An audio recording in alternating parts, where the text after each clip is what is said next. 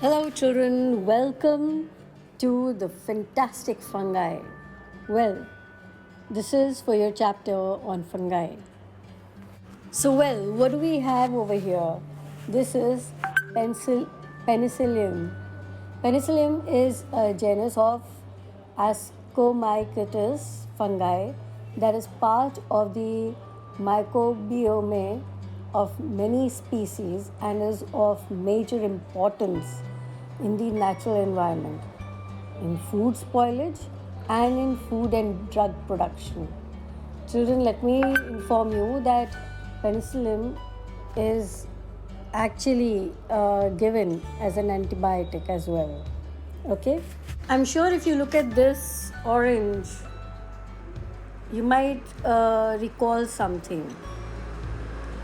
Many times, some of you must have actually gone through this orange, which is like, it looks spoiled, and this is what really becomes of it. So, this is nothing else but penicillin. Okay? Now, what we have in front of us is yeast. Yeast are eukaryotic, single-celled microorganisms classified as members of the fungus kingdom. The first yeast originated hundreds of millions of years ago, and at least 1,500 species are currently recognized. They are estimated to constitute 1% of all described fungal species. Now, children, they need food or they need warmth and moisture to thrive. It converts its food, that is sugar and starch, through fermentation into carbon dioxide and alcohol. It's the carbon dioxide that makes baked goods rise. Like when you're cooking something, let's say when you're making bread or you're making like bhature as well or whatever, you need that yeast to help it ferment and rise. Even the pizza breads that you're eating, they are made with the help of yeast. Without it, you cannot make them. A truffle is the fruiting body of a subterranean Ascomycetic fungus, predominantly one of the many species of the genus Tuber. In addition to tuber, many other genera of fungi are classified as truffles, including Geopora, Peziza, Chiromerix, and so on and so forth. There are hundreds of them. Okay? So basically, they are usually found in close associations with tree roots, etc. Now, children, just some time back, while we were reading about the yeast, while we were trying to understand more about yeast, I said something like, you need to ferment it, okay, in order to raise the food. So let me tell you about the fermentation of the fungi. Okay, the fungi species in EM are often referred to as fermenting fungi or filamentous fungi. The fermenting fungi are the cellulose digesting fungi responsible for the breakdown of fibrous material. These microbes are facultative anaerobes, which means they can operate with or without oxygen. Okay, now in your book you have something like they feed on sugar and turn them into alcohol. So this is what you have over here: sugar plus yeast minus the oxygen is equal to carbon dioxide, which converts it into alcohol.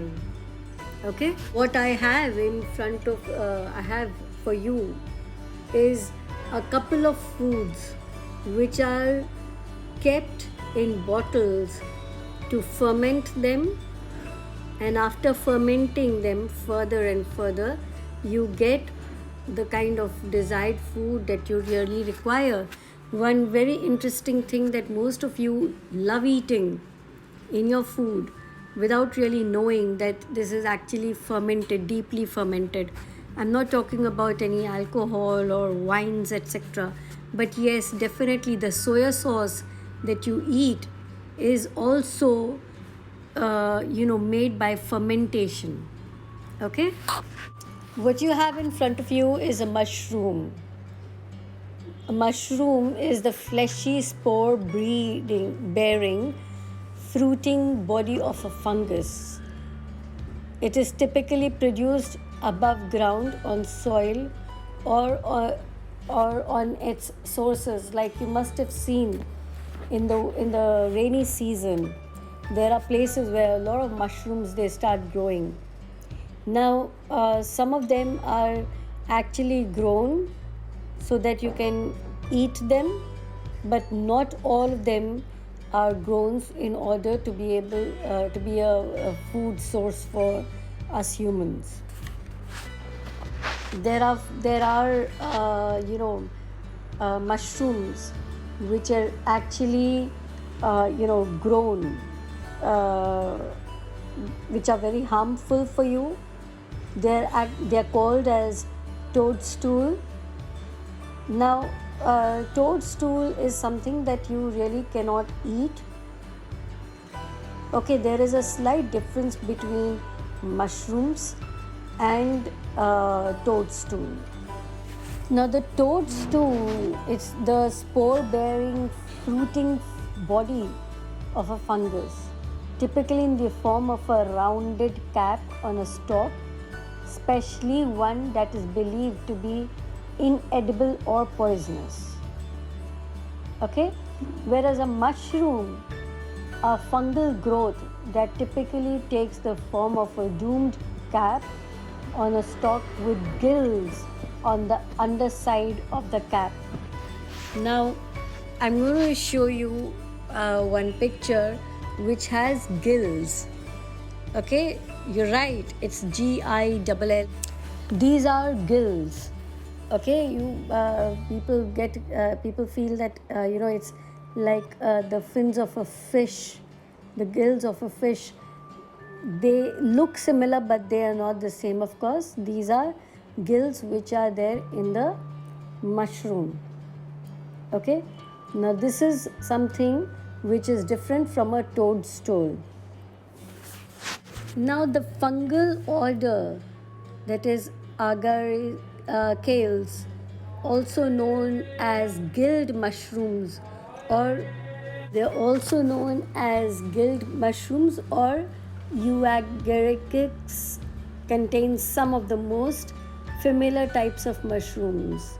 The order has 33 extant families, 413 genera, and over 13,000 described species, along with 6 extinct genera known only from the fossil records.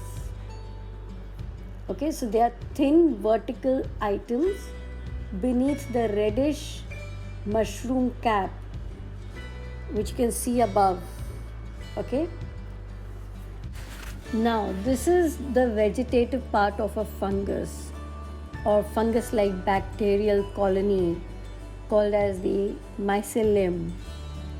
Okay, it's consisting of a mass of branching thread-like hyphae. The mass of hyphae is sometimes called shiro, especially within the fairy ring fungi. Now, these fungal colonies composed of mycelium are found in and on soil and many other substratas. A typical single spore germinates into a monokaryotic mycelium, which cannot reproduce sexually when two compatible monokaryotic mycelia join and form a dikaryotic mycelium.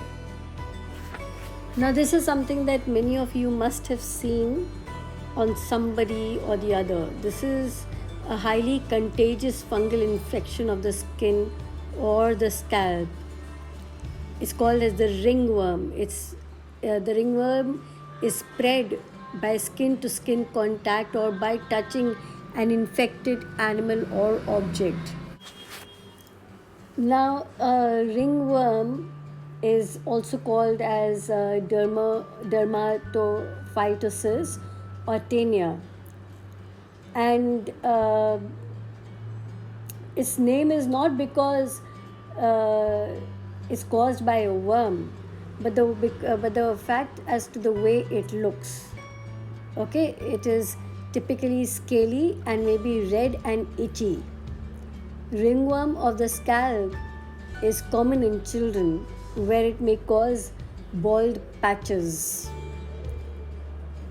So, because it is supposed to do something with children and it is supposed to do something with the humans, I just thought I should let you know that its treatment is only an antifungal medication. Okay, it can be given in the form of an ointment if it is not that severe, and if it is that severe, then there is a certain medication, that a tablet which you need to consume, for which you need to definitely meet the doctor. This is a lichen.